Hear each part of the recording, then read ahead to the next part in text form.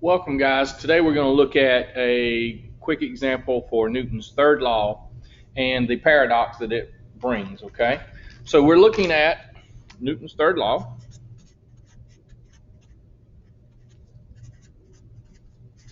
And Newton's third law says for every force, there's equal but opposite force. Okay, so if there's equal but opposite force, or there is an action, reaction, for every action equal opposite reaction, that means that, so if this force is 10 newtons, then the reaction force is 10 newtons. That means the net force equals 0. So that's a problem. When the net force equals 0, that means no acceleration. Well, obviously objects accelerate, so there must be something going on. Either Newton's third law is incorrect, or Newton's second law,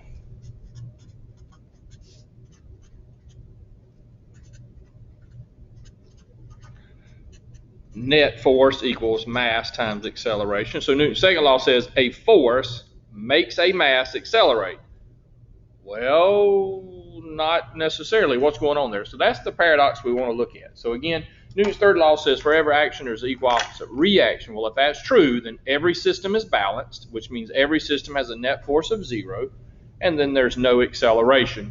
So either Newton's second law's got an error, Newton's third law's got an error. Well, obviously, you realize that neither one of those have an error. They work together somehow differently than what we're thinking of. So let's look at how these two work together. So we'll start off with an example using classic example here of a wall and a hammer. So we'll just draw this, and this will represent our wall.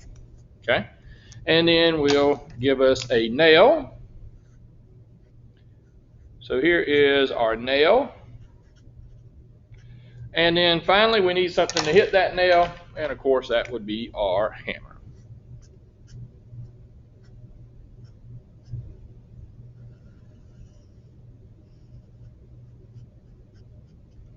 Okay. All right, so we have our hammer hitting the nail, okay? So what are the forces going on there? So we start off with, the first thing we want to look for is an action. So we start off with the action. And the first action I see is the hammer hits nail. All right, so let's label that force over here. We just start right here. So in this direction, there's a force of hammer on nail. All right, so the hammer pushes on the nail. Now, according to Newton's third law, for every action, there's an equal and opposite reaction. So if there's a force of nail on the hammer, then there's also a force of nail on hammer. And I think I said that incorrectly. If there's a force of the hammer pushing on the nail, then there's a reaction force of the nail on the hammer. So this is a action-reaction pair. So we start off right here. We have our first. This is our first action-reaction pair. Okay, are there any other actions going on here? Well, I think you would agree that there's another action, and that would be the nail hitting the wall. So if the hammer hits the nail, then the nail hits the wall. So we can come over here and label it, and we just finding a spot to write. So you could put it right there on the nail, but I'm going to place it down a little bit. So first of all, there's a force of the nail on the wall. According to Newton's third law, for every action, there is an equal and opposite reaction. So if the nail is pushing on the wall, then the wall must react. Okay? So the wall, and I'm running out of spot to write there. So the wall on the nail. Okay?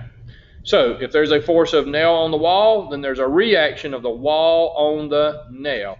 All right, now we found our second set. of action-reaction pairs.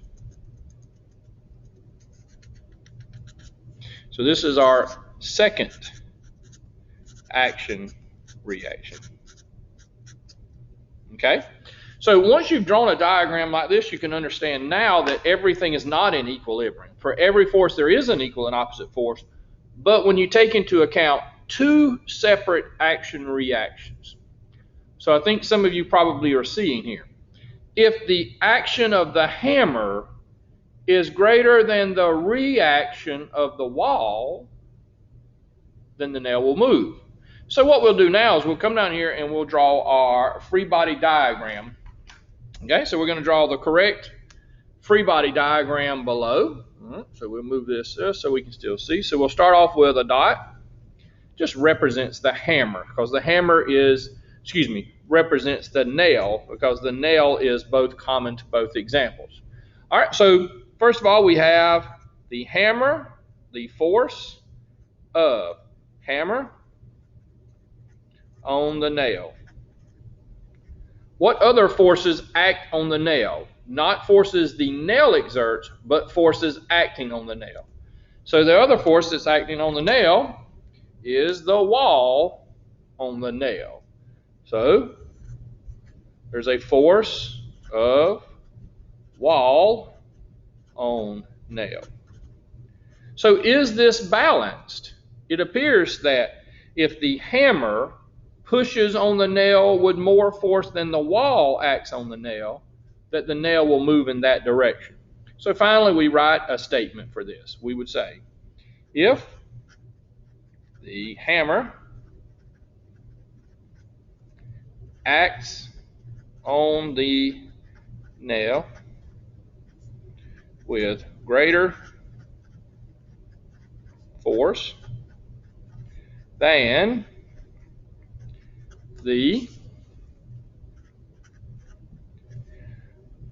than the wall acts on nail, then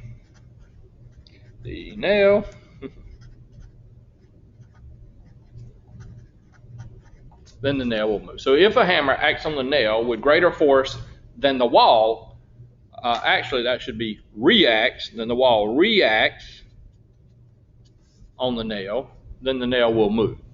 So when you're trying to describe Newton's third law, there's a little paradox that's created, and it is the idea that for every force there's an equal and opposite force, which means every action has a reaction, so the net force is zero, which means there's no acceleration, which means no object would ever move, because according to Newton's second law, it requires a force to make a mass accelerate.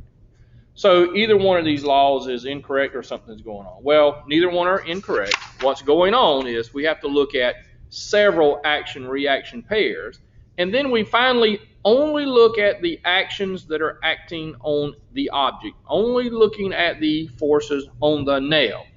So we start off with drawing one set of action-reaction pairs, then we'll draw our second set of action-reaction pairs, draw the correct free body diagram, which would include only the forces acting on the object. In this case, we've chosen the nail. And then finally, we'll make a determination. If the force of the hammer acts on the nail with a greater force than the wall reacts on the nail, then the nail will move. Okay? So what we want you to do is you're going to make a diagram, as I have done, explaining Newton's third law. So you're going to choose an example and make a diagram, as I have done, showing two pairs of action-reaction forces, showing the correct free body diagram, and writing a statement about it.